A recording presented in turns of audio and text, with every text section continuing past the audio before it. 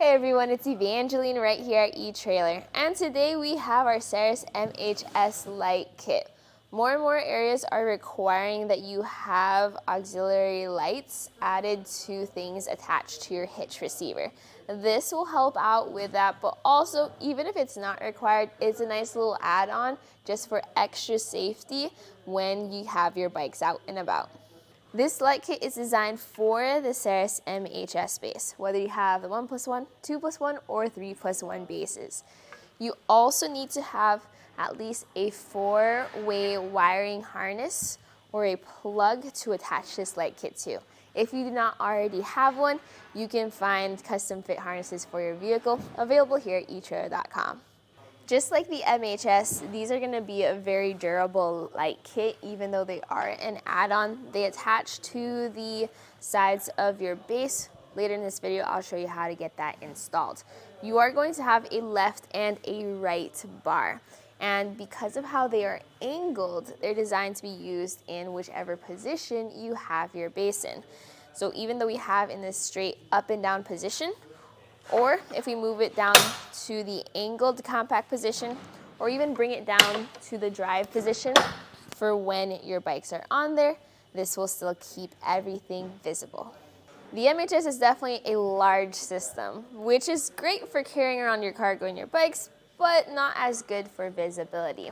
And even without bikes on there, you're already covering, obviously, your backup camera on this specific vehicle, but even a little bit of the taillights with those duo trays. And this is just the 2+1 kit.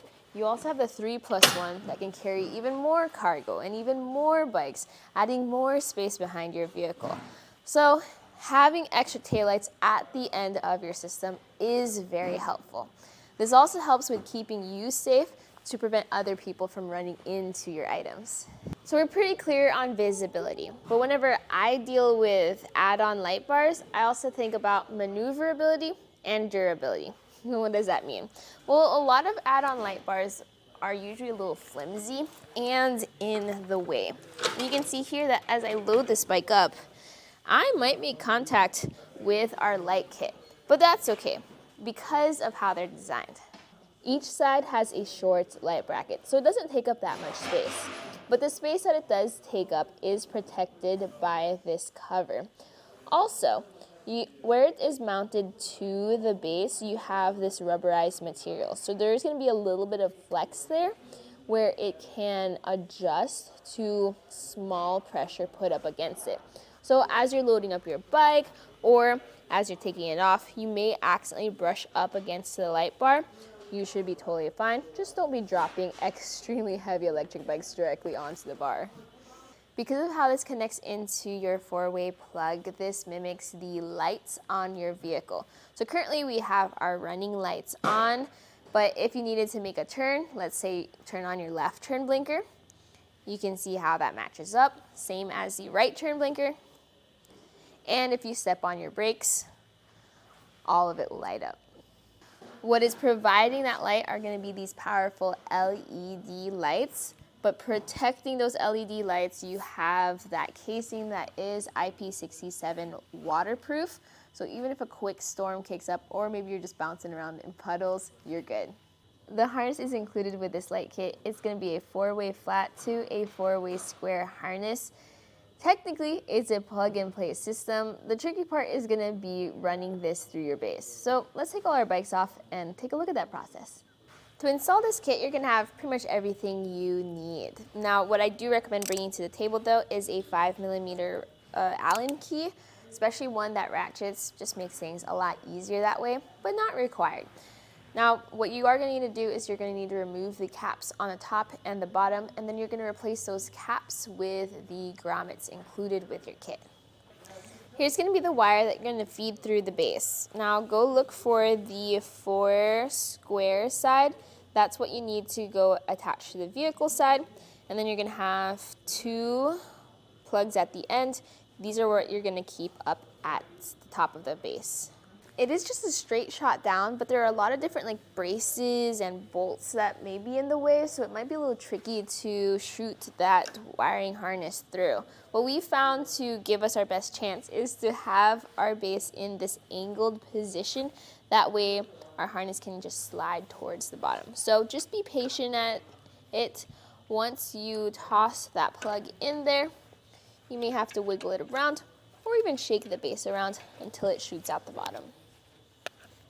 The tricky part is getting it to fit through that bottom bracket, and you may need to use picks or even a small needle nose plier to grab it. But once it comes through, just pull that plug through the bottom. And then bring it up over through your base. Try to get it into that hole so you reduce chances of this being pinched whenever you tilt your base away. We're then going to attach our light bars. And these are going to have a label on them saying left or right. So that will help you figure out which physical spot on your base this is going to attach to. Notice how you have bolts on your base already. You're going to need to take those bolts out first. Put your light up to that handle bracket, making sure that the light LED portion is facing out. Then you're going to thread your bolts back in to tighten this down.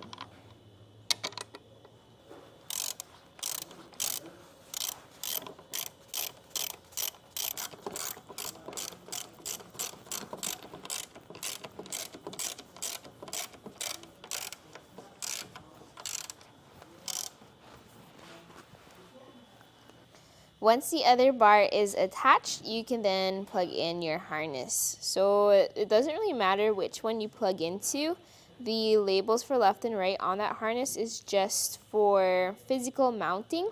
What you do need to look at though are the arrows on each plug. You want them to be facing each other, and that way they'll actually seat. So go ahead and do both of those. You can then cover your plugs with this cap, so thread that just to make sure that that connection is covered and tight. And then you put the rest of your harness into your base. What I've found though is that I will have a little bit of extra sticking out just because this doesn't quite fit through the grommet further down as I would like it to.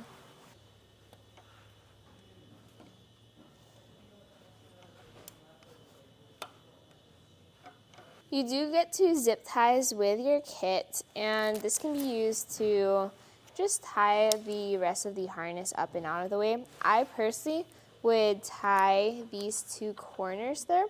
That way we still have the bracket protecting the bottom, but this should be out of the way of the handle. But go ahead and figure out what works best for you and how you use this rack. Finally, you're going to connect your 4 square plug to the harness adapter that came with this kit. Might be a tight fit, but that's a good thing too. Once that's seated, you go ahead and plug that into your vehicle side. We're going to pop that right in through there, and then once that's in place, test for function. Now when you do have to take your bike off and you unplug that harness, there isn't really a good spot to put the harness. I personally would maybe tuck it into one of your trays, but that depends on what type of tray you have as well. So when you are storing your rack, just be mindful of your harness and make sure it's out of the way and you don't store the rack on any of those wires. And just like that, that's it for the install. Really, the trickiest part of this whole process is feeding that wire in through your base and catching it out that little hole in the bottom. But once you have that, everything else is very straightforward. My favorite thing about this light kit is gonna be how it's designed to be almost as heavy duty as the MHS. If you're gonna be loading and unloading your bikes, going through all kinds of different terrain, it's nice to have a add-on kit that matches your bike rack and also holds up to those different environments and different weather. So hopefully this video helped you out with seeing how to install your light bar kit and if it is a good fit for you.